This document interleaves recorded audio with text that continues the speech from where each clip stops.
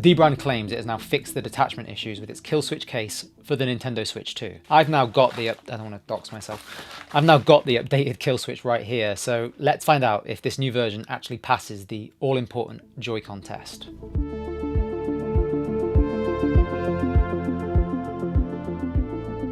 Now, first up, before we actually get into it, what's the actual story here?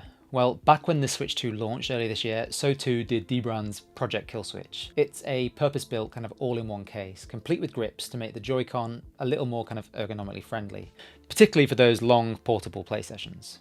Now, the Switch 2 is great, but anyone who's played it handheld for more than, say, an hour will know kind of the ergonomics are bad. This thing is super flat, and your hands will likely hurt or ache if playing to the point of battery drain. So anything that can kind of help with how this thing feels in the hand is a win. Now, Dbrand has had great success with their Killswitch range for other handhelds so far, such as with like the Steam Deck and the ROG Ally. However, things were a little different with the Switch 2 model, chiefly due to the kind of detachable Joy-Con. Shortly after launch, several reports started popping up of folks having issues with the Killswitch, noting that these grips were something of an issue for the Joy-Con. Essentially, the Joy-Con controllers were popping off and detaching from the console if it was held by just one side. That's quite something considering just how strong the magnets actually are at holding the Switch 2 all together. And indeed, it kind of seems that the fact that this was happening at all even surprised Dbrand somewhat, as even though enough people online were commenting on this issue, Dbrand was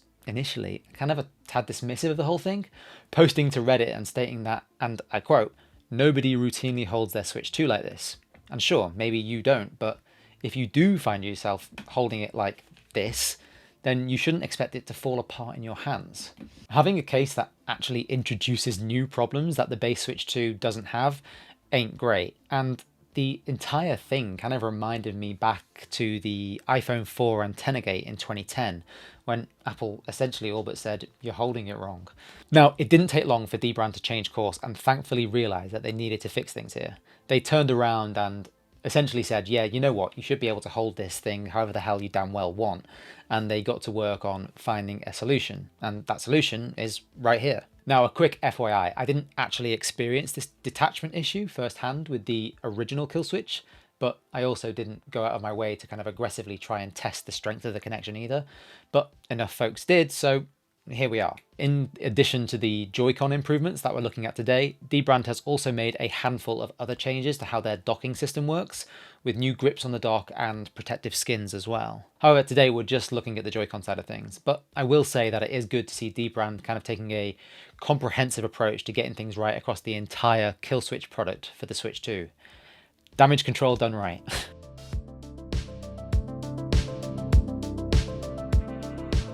So, as you can see, the new Joy-Con grip design that Dbrand has gone for looks pretty much identical to the untrained eye to the one that came before it, but has apparently been completely redesigned to eliminate the detachment issue altogether. Now, on closer inspection, you can actually see a few of these changes, such as this thicker, harder bottom on the inside, this new little lip which sits over the side rail, and you can see a new join difference here on the inside too.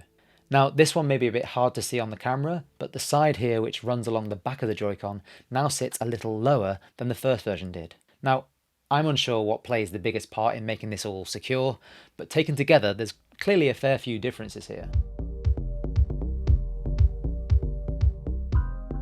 Once on, it offers the same level of comfort and grip that the first model did. It has a really nice kind of textured finish which feels good in the hand and won't be slipping away from you at any point.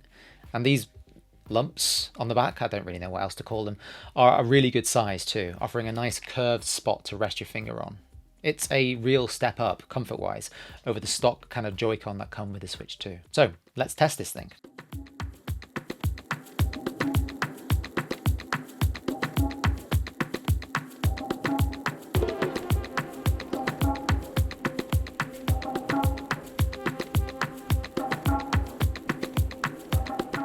Success! As you can see, you can pretty much hold this thing however you want now and it won't drop. And hey, if it does, you've got the rest of the Killswitch case doing the protection work. That's the whole point of this thing in the first place.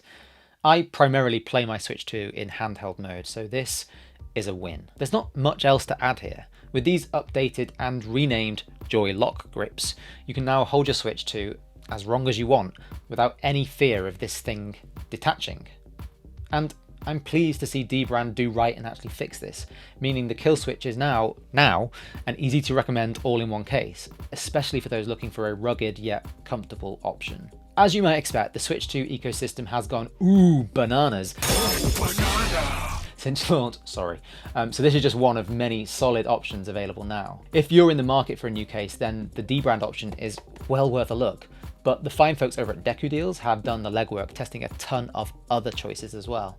And I'll drop a link to their recommendations in the description below. It's well worth a look. So yeah, I mean, Dbrand kind of fumbled their original launch and then stumbled with the PR too, but honestly, they kind of recovered by shipping this genuinely good fix for free. Those who ordered the original will get, or likely now has, the updated version that we've looked at today. And of course, those ordering now will get this improved package. The new Joy-Lock grips actually do what they're supposed to. They keep your Joy-Cons attached, secure, and safe.